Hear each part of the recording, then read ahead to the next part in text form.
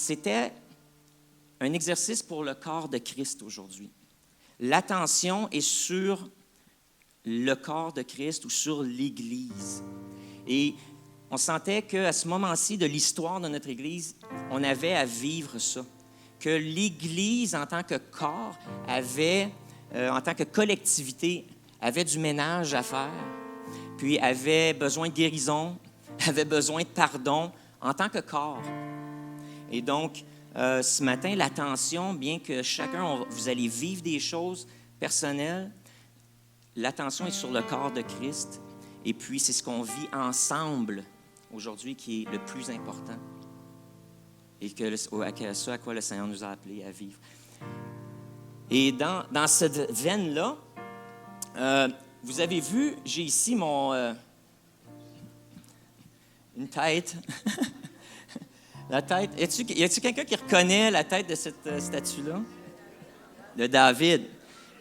Caroline. Je l'ai dit tantôt, hein, je l'ai appelé. J'ai dit son nom. Je sais pas, mes parents avaient ça chez nous. Fait que j'ai appelé mes parents cette semaine. Je disais, hey, je peux-tu emprunter la tête de David? J'en ai besoin dimanche. Fait que, est arrivé tout bien emballé. J'ai grandi, j'avais ça dans le salon chez nous, la tête de David. Puis Caroline et moi, on a eu le privilège cet été d'aller visiter l'Italie. Et puis, particulièrement à Florence, où la statue de David a été conçue par Michel-Ange, a été sculptée dans le marbre et qui est là dans le square principal là, de la ville. Et donc, dans toute sa grandeur et sa splendeur, dans son costume d'Adam, bien sûr.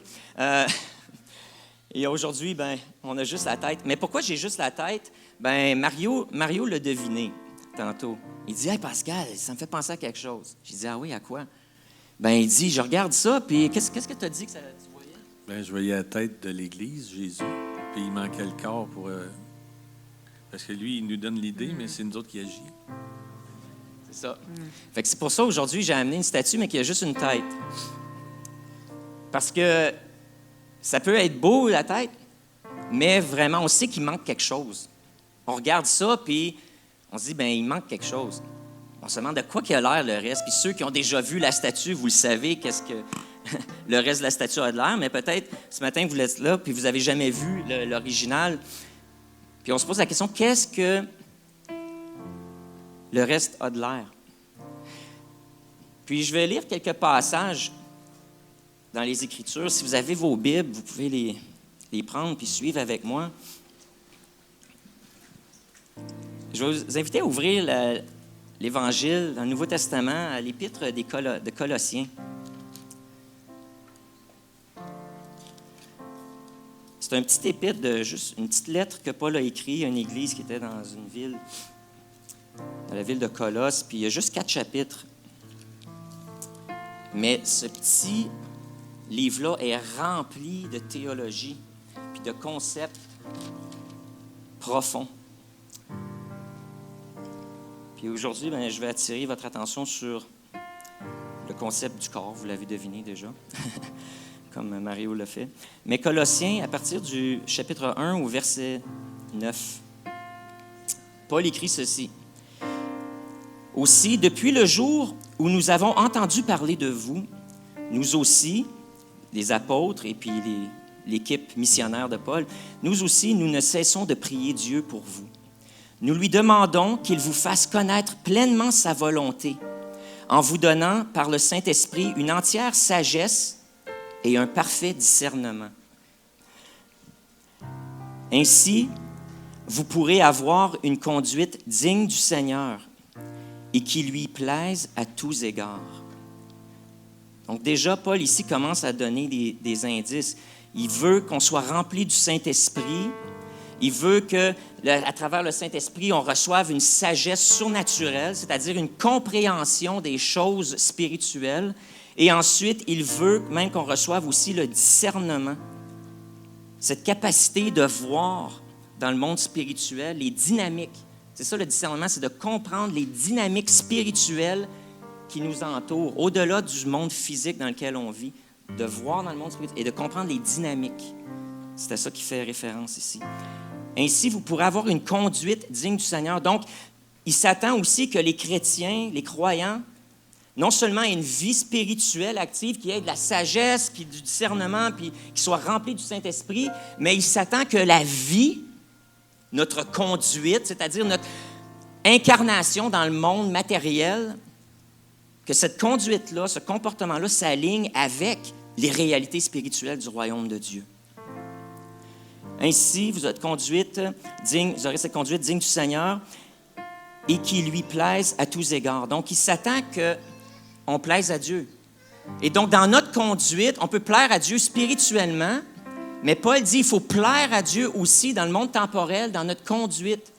Et si on peut plaire à Dieu, ça implique qu'on peut déplaire à Dieu aussi. Car vous porterez comme fruit toutes sortes d'œuvres bonnes et vous ferez des progrès dans la connaissance de Dieu. Donc, encore, dans la Bible, l'image du fruit, c'est nos actions qui parlent, c'est nos comportements qui parlent, qui expriment l'ADN de Dieu. Comme un fruit porte en lui l'ADN de l'arbre duquel il vient. Nos vies et nos actions, le fruit de nos vies, ce que les gens peuvent cueillir ou ce qu'on donne aux gens quand on se présente dans les milieux où on opère, ce fruit-là devrait porter l'ADN du royaume de Dieu. Dieu vous fortifiera pleinement à la mesure de la puissance glorieuse pour que vous puissiez tout supporter et persévérer jusqu'au bout, et cela avec joie. Et donc ici, il fait référence, il est en prison quand il est en train d'écrire ça. Il est en prison et il écrit à l'église de Colosse qui commence à vivre la persécution aussi. Et donc, ça ne sera pas toujours facile. Il va y avoir des épreuves, même si on est rempli de la présence de Dieu, même si on est connecté avec Dieu, la vie n'est pas toujours facile. Mais il dit qu'avec le Saint-Esprit en nous, il y a une puissance qui est là, une puissance glorieuse qui nous permet non seulement de grandir, de nous fortifier, d'avancer, de croître, toujours plus près, de devenir de plus en plus semblable à Jésus, mais aussi qui nous permet de persévérer, de ne pas abandonner la foi, de persévérer dans notre vie chrétienne et qui nous permet de supporter les temps difficiles aussi, mais pas n'importe comment, mais avec joie. Et donc, il y a un fruit qui se manifeste, qui devrait être manifeste dans chacune de nos vies, c'est que dans les temps difficiles, on devrait être capable de faire face à ce qu'on vit avec joie. Et lorsque on n'expérimente pas cette joie-là, soit en Église, lorsqu'on se rencontre collectivement ou individuellement dans nos vies, c'est le premier signe qu'il y a quelque chose qui cloche dans notre vie spirituelle. Les problèmes, ce n'est pas ça qui est le signe qu'il y a quelque chose qui cloche. C'est l'attitude avec laquelle je fais face aux choses et aux circonstances déplaisantes, désagréables. Écoute, c'est fort, là. Si ta vie chrétienne tu vis plus de frustration, plus de colère, plus d'angoisse que de joie, c'est un signe que ta vie spirituelle est malade.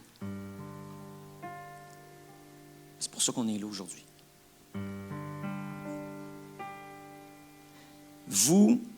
Ensuite, verset 12, vous exprimerez votre reconnaissance au Père qui vous a rendu capable d'avoir part à l'héritage qu'il réserve dans son royaume de lumière à ceux qui lui appartiennent.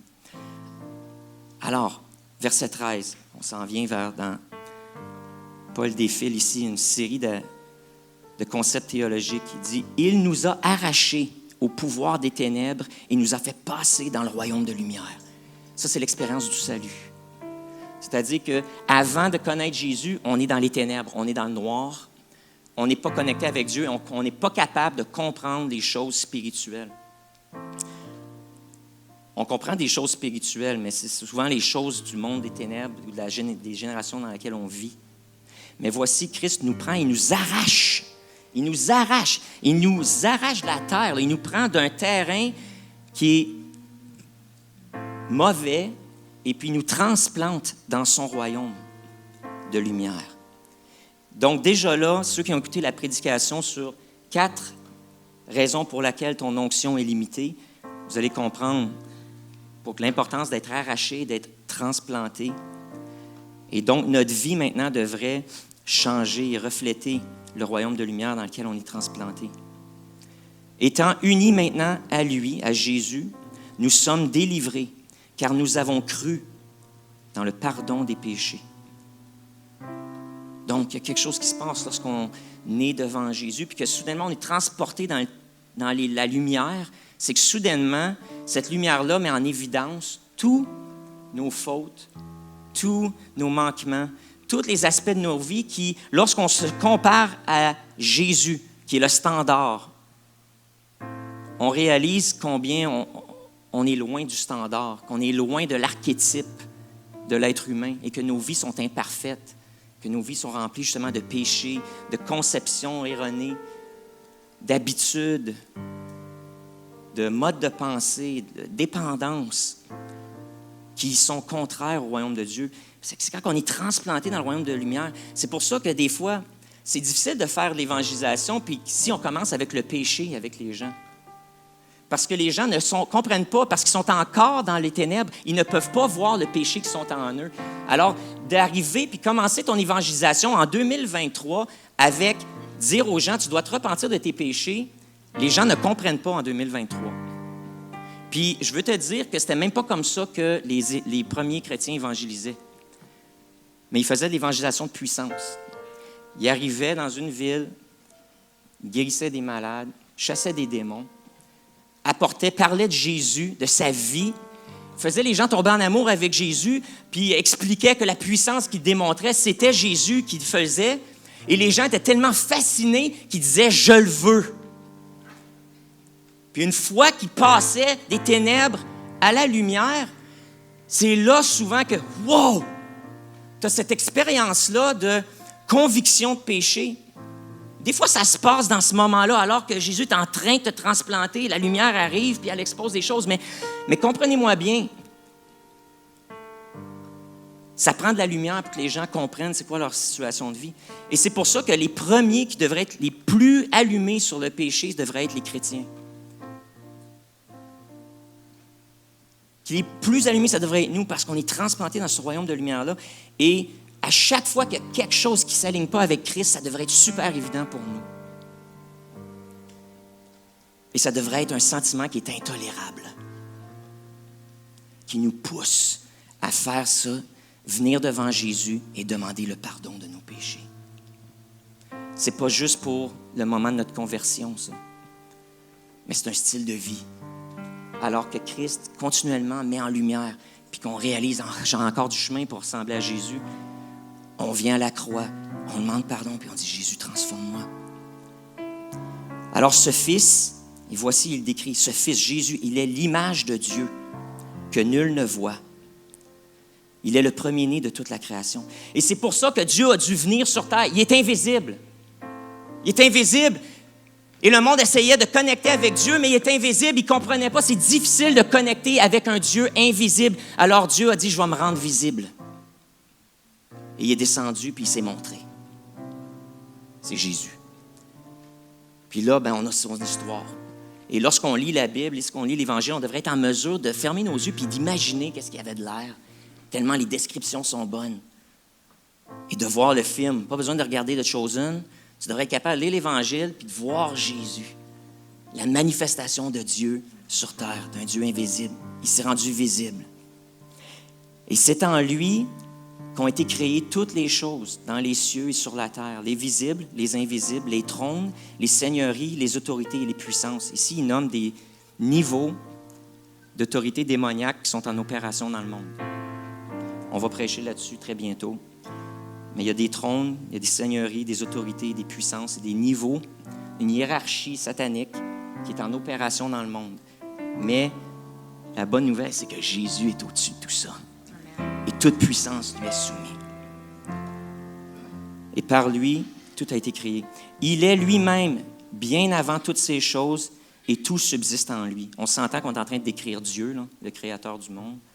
Donc Jésus est beaucoup plus qu'un homme. Pour ceux d'entre vous qui peut-être luttaient encore avec cette idée, Mais Jésus était-il vraiment Dieu? Est-ce que c'est tout Dieu ou est-ce que c'était un homme mais qui était juste rempli de Dieu? Écoute, noir sur blanc, Jésus égale Dieu. OK?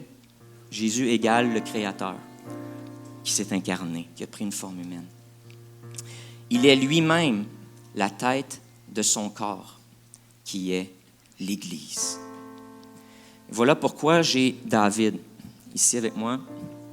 Juste un symbole. Un gars, une tête flottante. Pas de corps. Parce que c'est un concept théologique qu'il faut comprendre. Jésus est la tête. Nous sommes le corps. Et pourquoi c'est important de le comprendre? C'est parce que Jésus est venu sur terre, il a passé 33 ans sur terre. Il nous a enseigné la parole, il nous a montré le royaume de Dieu, comment ça marche, toutes les règles spirituelles qu'on doit savoir. Il nous a enseigné tous les concepts de base de la vie chrétienne, il nous l'a enseigné. Ensuite, il a accompli l'acte ultime de donner sa vie pour ses ennemis que nous étions. On ne cherchait pas Dieu, ou on le cherchait un peu partout. On mélangeait toutes sortes d'affaires, toutes sortes de croyances. Il y en a d'autres, on est né là-dedans, puis c'est comme, ouais, ça fait partie de notre vie, ça fait partie de ma culture familiale. Mais alors que ça nous dit qu'on était ennemis de Dieu, Christ est venu, puis il a donné sa vie en rançon pour ses ennemis. Pour subir la pénalité, les conséquences du péché. Puis le péché, ce n'est pas une petite affaire, ce n'est pas une blague. Ce n'est pas juste des petits égarements, ce n'est pas juste des erreurs de parcours. Mais lorsqu'on pêche, on brise des lois spirituelles et on agit contre le shalom de Dieu. Là, j'ai dit tantôt, le shalom, c'est quoi? C'est d'être en harmonie avec la volonté de Dieu. On veut de la paix dans nos vies. On veut de la paix. On veut être libéré de l'anxiété, des angoisses. Si tu vis de l'anxiété, de l'angoisse, des peurs, des inquiétudes, c'est possible que tu sois désaccordé et que tu ne vives pas dans le shalom de Dieu. Et ce matin, on se pose cette question-là. Qu'est-ce que je dois faire? Mais la première place à regarder, c'est est-ce qu'il y a des choses dans ma vie qui ne sont pas en règle avec ce que Jésus nous a enseigné et ce que sa parole nous enseigne? Si tu viens à l'Église de Carrefour, on va prêcher que Jésus est le modèle, l'archétype. Et comment est-ce qu'on fait pour savoir maintenant cet archétype-là? On le trouve dans l'Évangile, dans les 4 livres de l'Évangile, Matthieu, Marc, Luc, Jean. Puis ensuite, les apôtres qui sont venus après ont simplement pris ce qui était dans les Évangiles, puis l'ont appliqué à leur contexte, puis l'ont développé pour nous expliquer davantage, plus précisément, qu'est-ce que Jésus voulait dire dans certaines situations. Et à l'Église de Carrefour, Jésus est le standard tel que c'est nous est décrit dans la Bible. Et donc, on veut aligner nos vies avec ça. Puis pourquoi qu'on a une convocation solennelle aujourd'hui? C'est parce qu'on s'est rendu compte qu'en tant qu'Église, on est désaccordé. À certains niveaux, on l'est, puis à d'autres niveaux, on est désaccordé. À d'autres niveaux, on n'est pas dans le shalom de Dieu. Et puis, il faut régler ça. Parce que si, en tant qu'Église, on ne l'est pas, comment est-ce qu'en tant qu'individu, après ça, on peut s'attendre que les individus, eux, le soient aussi? Donc, collectivement, est-ce qu'on peut se réaccorder avec Dieu? L'affaire, c'est qu'après ça, Jésus est mort pour nos péchés, puis ensuite, il est ressuscité dans sa gloire, sa puissance, puis il est monté au ciel. Et son corps n'est plus sur la terre. Et qu'est-ce que Paul est en train de nous enseigner? Que nous sommes le corps de Christ, c'est que Jésus est la tête. La tête est d'un nuage. Mais le corps qui reste, c'est vous et moi. C'est l'Église de Carrefour, c'est l'Église Acts 21, c'est l'Église Catch the Fire, c'est l'Église anglicane, là-bas, c'est l'Église catholique. C'est les églises de foi chrétienne qui sont appelées à être la manifestation ou l'incarnation maintenant sur terre. Parce que Jésus est retourné au ciel. Mais il a laissé son corps ici pour continuer d'agir. Mais ça, c'est vous et moi. Alors pourquoi David, il n'y a pas de corps aujourd'hui, puis je n'ai pas amené toute la statue? C'est parce que vous êtes le corps. Chacun de vous. Vous êtes un membre du corps. Et on ne verra pas aucun autre corps jusqu'à ce que Jésus revienne dans les cieux. Puis il finit de chercher son Église. Jésus va revenir un jour. Quand il est monté au ciel, les anges ont dit « Hey, arrêtez de regarder dans le ciel. Puis de la même manière que vous l'avez vu monter, bien, attendez-vous qu'il va revenir de la même manière. » Fait que maintenant, on vit en attendant le retour de Jésus. Ça fait partie de nos doctrines fondamentales, ce qu'on croit. Puis on a hâte qu'il revienne. Mais ça nous dit qu'il ne reviendra pas avant que l'Évangile soit prêché partout et que tout le monde sur la terre a eu l'occasion, toutes les nations, les peuples, aient eu l'occasion de connaître le message et de l'entendre et d'être touchés par ce message-là. Mais ce message-là, c'est nous autres qui en est porteurs. Vous et moi.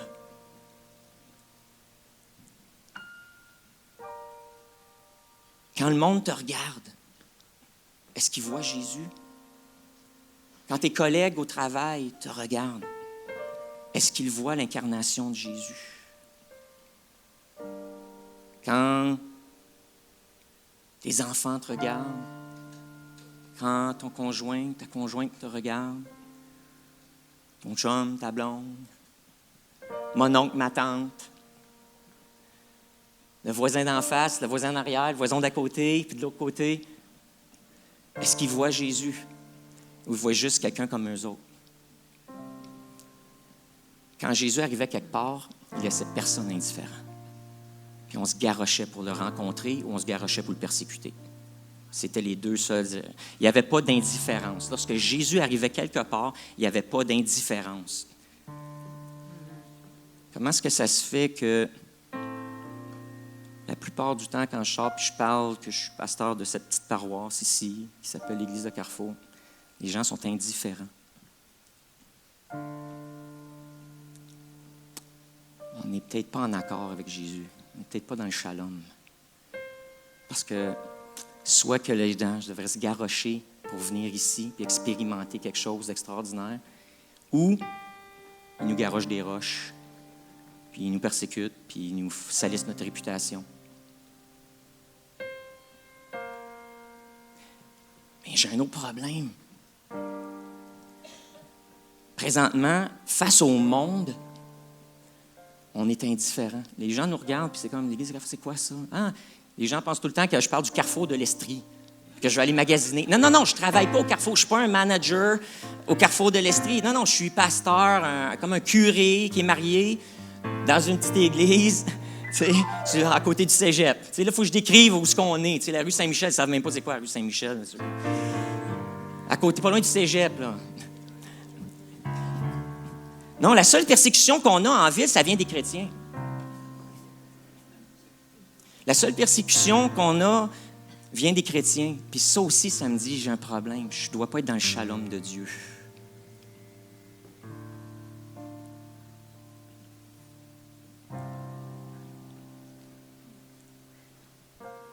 On est le corps. Vous êtes le corps. Je suis le corps. Il n'y a pas d'autre solution pour le monde. C'est la seule solution. Jésus a mis tous ses œufs dans le même panier. C'est dans un concept où son Église allait être sa manifestation sur terre. Ses mains, ses pieds, sa bouche, ses oreilles, son cœur. Que lui allait donner ses ordres par en haut, à partir du ciel, qui allait nous donner son Saint-Esprit pour qu'on soit capable de faire la job. Premièrement, capable de venir au salut, capable de se repentir, parce que c'est lui qui opère tout ça, puis ensuite capable d'être rempli de sagesse, de puissance, puis de transmettre aux autres, faire ce que lui faisait sur terre. Il a mis tous ses œufs dans le même panier. C'est le seul plan. Il n'y a pas de plan B, il n'y a pas de plan C, plan D. C'est le plan A pour l'humanité. Le salut de l'humanité, c'est toi. Puis la personne à qui tu as donné la permission de te regarder un matin. ensemble. C'est le seul plan. Jésus attend au ciel pour revenir que son corps fasse sa job, puis fasse ce qu'il lui a demandé de faire.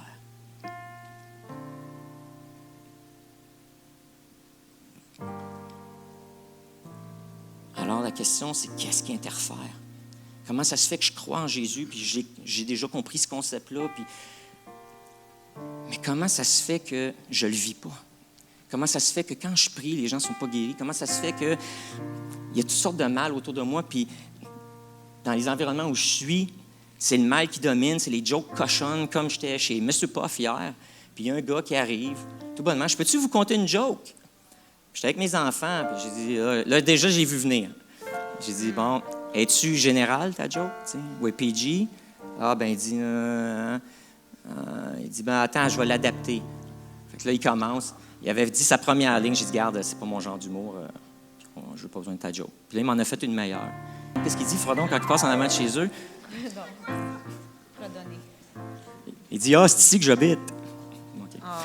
Fait que... Alors, je l'ai trouvé drôle, je l'ai ri. Bon, merci, vous autres, vous ne riez pas. Mais moi, j'ai ri dans le moment. C'était bien mieux que la joke à propos des homosexuels qui s'en allaient me raconter. Mais j'étais content. J'ai dit, bon, j'ai eu le culot de dire, je ne veux pas l'entendre, ta joke. T'sais. Est-ce qu'on a le culot de faire ça à job? Avec les gars à shop ou sur le chantier? Ou est-ce qu'on est comme monsieur et madame tout le monde? Est-ce qu'on influence l'environnement dans lequel on est comme Jésus le faisait? Est-ce que notre présence apporte la lumière, apporte de la vie, des solutions? Et sinon, mais qu'est-ce qui interfère?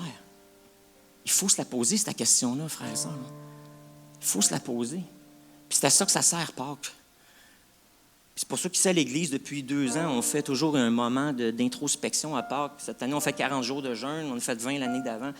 Mais cette année, 40, c'est ça. Pour qu'on se pose ces questions-là, c'est quoi qui interfère? J'ai pas l'air de Jésus. Je parle pas comme Jésus. Je marche pas comme Jésus. Puis je fais pas les miracles que Jésus faisait. Puis je suis pas capable de connaître la parole comme Jésus. Bon, mais on devrait être capable un petit peu d'y ressembler. Donc, c'est quoi qui marche pas? Mais souvent, c'est ancré dans des choses dans nos vies qui interfèrent. Parce qu'ici, Paul, plus loin, il va dire dans Colossiens 2, je ne prendrai pas le temps de l'exposer trop, mais Colossiens 2, 16. 2, 6. Colossiens 2, 6. Écoutez bien ce qu'il dit.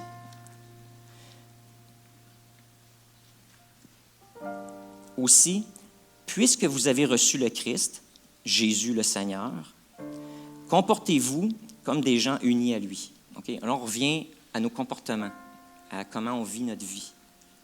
Enracinez-vous en lui. Construisez toute votre vie sur lui et attachez-vous de plus en plus fermement à la foi, conforme à ce qu'on vous a enseigné.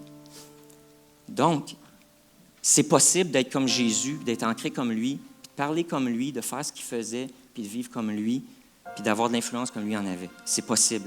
Parce que Paul met ça comme un standard. Il s'attend que l'Église marche de même. Mais il donne des trucs ici. Construisez toute votre vie sur lui, attachez-vous à lui, et vivez comme je vous l'ai enseigné. Puis là, c'est pour ça que nous, à l'Église de Carrefour, qu'est-ce qu'on fait pour savoir c'est quoi, comment on fait ça, puis c'est quoi le standard? C'est ce qu'ils nous enseignent, ce que les apôtres nous ont enseigné. C'est pour ça que la Bible est importante et qu'on ne peut pas la négliger.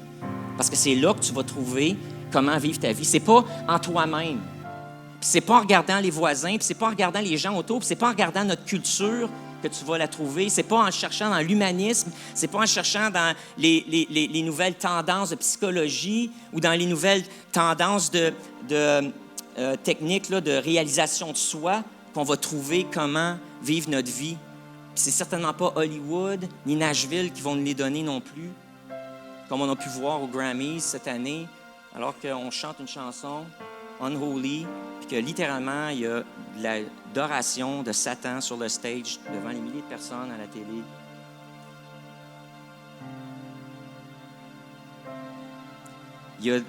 On est rendu là dans notre société, là. Bon, ça existait dans les années 70-80 aussi, c'était Ozzy qui le faisait, puis il arrachait des têtes de chauves-souris. Mais avant, c'était dans le hard rock. À cette heure, c'est dans le pop. Le satanisme est maintenant rendu dans le pop. Puis à TV, ben, on adore Satan. Puis, c'est là qu'on est rendu. Ah! Qu'est-ce qu'on fait? Mais Caroline, il est temps que Jésus se lève. Il est où Jésus? Pour influencer le climat, influencer la culture. La seule raison que ces choses-là se passent, c'est parce que Jésus ne fait pas sa job. Mais en fait, il essaye. L'affaire, c'est que son corps ne réagit pas. Et donc, ça donne la carte blanche à Satan. Et on voit ce qu'on voit. Mais voici, agissez ainsi en adressant à Dieu de nombreuses prières. Veillez à ce que personne ne vous prenne au piège de la recherche d'une sagesse qui n'est que tromperie et illusion, qui se fonde sur les traditions toutes humaines, sur les principes élémentaires qui régissent la vie dans ce monde, mais non sur le Christ. Est-ce que ça peut être plus clair, là? Que si ta vie ressemble trop à celui du voisin, tu n'es pas en accord avec Dieu. Si ta vie ressemble à celle de Monsieur Tout-le-Monde, à la shop, ou dans l'université où tu travailles, l'université, l'école où tu étudies, dans ton voisinage, le cercle de loisirs ou le club social dans lequel tu es impliqué, si ta vie est comme toutes les autres, il y a un problème. Tu ne ressembles pas assez à Jésus, puis tu ressembles à, c'est quoi? Au monde. Un vieux mot qu'on n'utilise même plus. Mais ici, Paul dit, ça existe ce mot-là. Le monde, ça veut dire tout ce qui n'est pas en accord avec le royaume de Dieu. C'est la manière de vivre qui est contraire à ce que l'Écriture nous enseigne. C'est en lui. Car c'est en lui, verset 9, c'est dans son corps. OK? C'est qui le corps? C'est nous. Dites-le. Le corps, c'est nous. OK? Donc, car c'est en lui, en Jésus, et dans son corps qu'habite toute la plénitude de ce qui est en Dieu. Et par votre union avec lui, vous êtes pleinement comblés, car il est le chef de toute autorité et de toute puissance. Et c'est aussi dans l'union avec lui que vous avez été circoncis, c'est-à-dire que vous étiez non-juifs et maintenant vous faites partie de la famille de Dieu. Mais écoutez, c'est puissant, là. En tant que corps, qu'est-ce qu'il dit? Car dans ce monde, c'est en lui et dans son corps. C'est qui le corps? C'est nous, OK? Qu'est-ce qu'il y a dans son corps? Habite toute la plénitude de ce qui est en Dieu. Dieu habite sur terre en nous. Dieu, toute la plénitude de Dieu, le créateur du monde, qui a forgé le monde et l'univers à partir de rien, qui a créé la matière première et ensuite qui l'a mis ensemble et qui a créé la terre et les planètes. Ce Dieu-là, à qui rien n'est impossible, habite pleinement où? En nous. C'est-tu l'histoire de ta vie? C'est-tu ton témoignage? Est-ce que c'est le témoignage de l'Église de Carrefour? Je vais le dire, non. Non. On essaye. Hey, on arrache en maudit. On est loin de goûter toute la plénitude, mais la promesse est là. À l'Église de Carrefour, comme dans toutes les autres églises, c'est la même attente pour toutes les églises. C'est que partout où il y a des chrétiens, là où les chrétiens se présentent, le corps de Christ est là. Et dans ce corps habite toute la plénitude de Dieu, toute la sagesse qui a créé l'univers, toute la connaissance qui a créé, qui tient toutes choses ensemble, toute la puissance qui a créé et qui tient, qui maintient toute la création, habite en toi et est partagée avec nous de façon que lorsque collectivement on vient ensemble, nos dons sont mis à bon usage et que là, il devrait être capable de voir la manifestation de Dieu ou qu'est-ce que ça veut dire? Les mêmes affaires que Jésus faisait. C'est aussi simple que ça. Dieu habitait pleinement en Christ, il habite encore en lui puisqu'il est Dieu et maintenant nous sommes son corps et toute la plénitude de sa puissance. Et Paul dit comment ça se fait qu'il faut que vous alliez chercher dans le monde. Colossiens, je ne dirais pas le Carrefour, hein? On va dire, il parlait aux Colossiens. Ils avaient besoin de l'entendre, eux autres. Comment ça se fait que vous allez chercher dans les rudiments du monde, dans la manière de penser, la manière d'agir du monde? Vous avez venu à Christ. Christ est en vous. Il y a toute la plénitude de Dieu qui habite en vous. Comment se fait-il que maintenant que vous avez goûté à ça, là, vous vous retournez puis vous recommencez à vivre votre vie selon les rudiments du monde, la sagesse du monde, les concepts du monde, l'éthique du monde, la moralité du monde? Qu'est-ce qui vous prend? Ne savez-vous pas? C'est comme, j'ai l'impression que Paul ici, il est en train de pleurer, il y a des larmes quand il écrit ça. Si seulement vous comprendriez tout ce qui vous a été donné, votre identité et ce qui vient avec, si vous saviez de quoi vous êtes porteur, qu'est-ce qu'il dit? Vous seriez pleinement comblé. Vous seriez pleinement comblé. Et si tu vis ta vie, puis tu te dis, il me semble la vie chrétienne, ça me laisse sur mon appétit.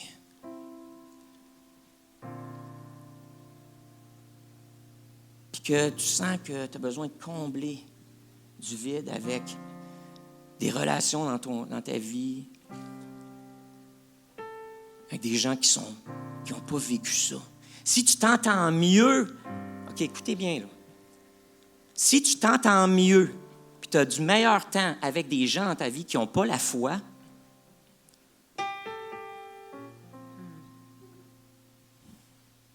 si tu cherches, tu as plus d'amis dans le monde que dans l'Église,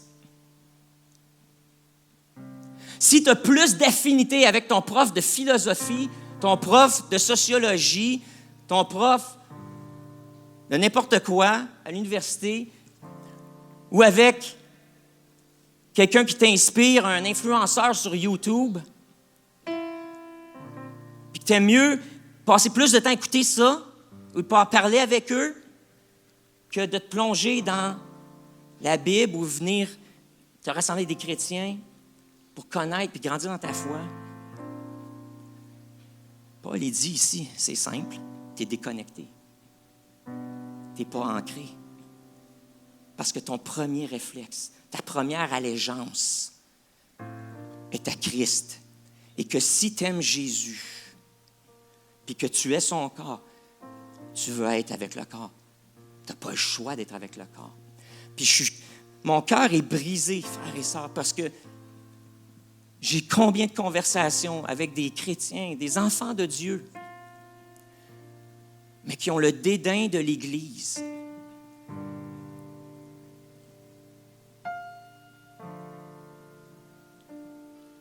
Puis, quand je parle avec ces gens-là, j'ai une analogie. Je dis, tu sais, tu parles de l'Église, puis ça me fait de la peine parce que moi, je suis l'Église. Puis quand tu me parles de l'Église, puis comment est-ce que tu trouves que c'est hypocrite, comment tu trouves que c'est arriéré, c'est vieux jeu, c'est pas pertinent, comment est-ce que c'est plein de problèmes, ça me fait de la peine parce que tu parles de moi. Puis comment tu te sentirais si moi j'étais avec toi puis je disais, hey, j'aime tellement ça être avec toi, t'es une bonne personne, t'es un bon ami puis tout ça, mais tes enfants me font chier. Ta femme, je suis pas capable de la sentir. Ton mari m'écoeure.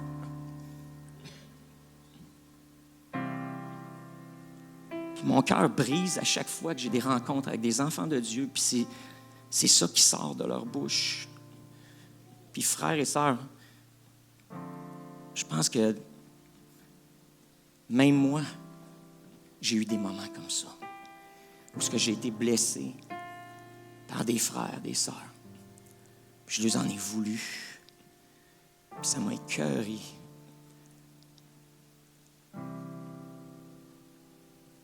Ça m'a blessé. Ça a fait mal.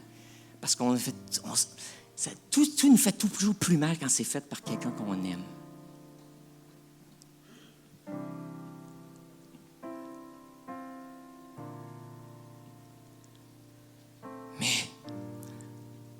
Je sais, moi, si quelqu'un me disait, Pascal, je t'aime, mais tes enfants, avec le TDA, puis le TAH, puis les enfants, ils ont trop de troubles.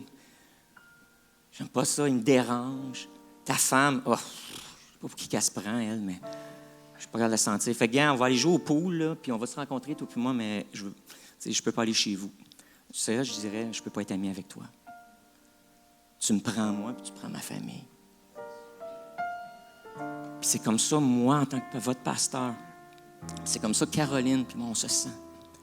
Vous êtes notre famille. Vous êtes notre famille.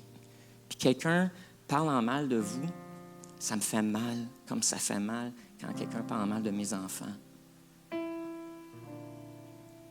Puis quand quelqu'un s'en prend à mes enfants, ça me fâche. Puis je me lève, puis je vais aller m'imposer pour défendre mes enfants.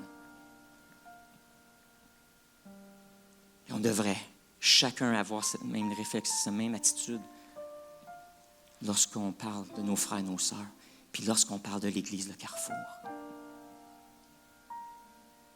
Parce que peu importe l'histoire de l'Église, peu importe les hauts, les bas, peu importe ce qui est arrivé à toi individuellement ou ce qui est arrivé collectivement, t'es ma famille. Je ne peux pas renier mon sang.